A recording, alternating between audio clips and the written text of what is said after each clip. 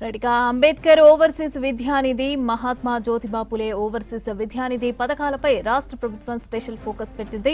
లబ్ధిదారులకు మంజూరు చేసే స్కాలర్షిప్ల సంఖ్యను రెట్టింపు చేసే నిర్ణయం తీసుకుంది.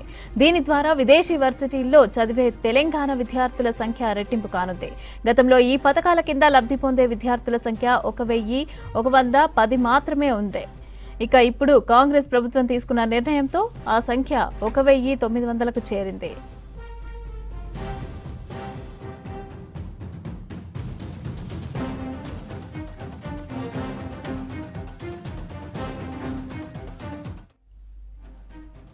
గతంలో మహాత్మా జ్యోతిబా పులే ఓవర్సీస్ విద్యానిధి కింద 300 మంది బీసీ విద్యార్థులకు మాత్రమే అవకాశం కల్పించేవారు. ఇందులో ఈబీసీ వాటా 15. రేవంత్ రెడ్డి ప్రభుత్వం ఈ సంఖ్యను 700కి పెంచింది. ఇందులో 500 బీసీ విద్యార్థులకు, 200 ఈబీసీ విద్యార్థులకు కేటాయించారు.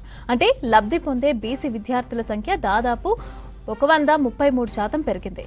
ఇప్పటికే బీసీ, అదేవిధంగా బీసీసీ, బీసీఈ వర్గాలకి చెందిన 500 మంది విద్యార్థులు లబ్ధి పొందుతున్నారు. వారు కాకుండా ఇప్పుడు బీసీలు 500 మంది లబ్ధి పొందుతారు. మొత్తంగా చూస్తే సంవత్సరానికి 1000 మంది బీసీ విద్యార్థులు లబ్ధి పొందుతారు.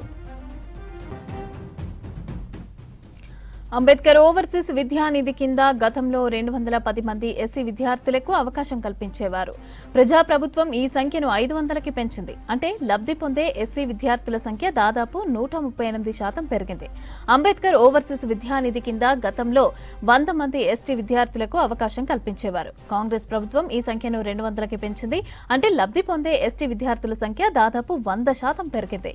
ఈ విధంగా ప్రభుత్వం రెట్టింపు సంక్షేమంతో బీసీ, ఎస్సీ, ఎస్టీ, మైనార్టీ వర్గాల విద్యార్థుల జీవితాల్లో మార్పు కోసం చిత్తశుద్ధితో పనిచేస్తోంది.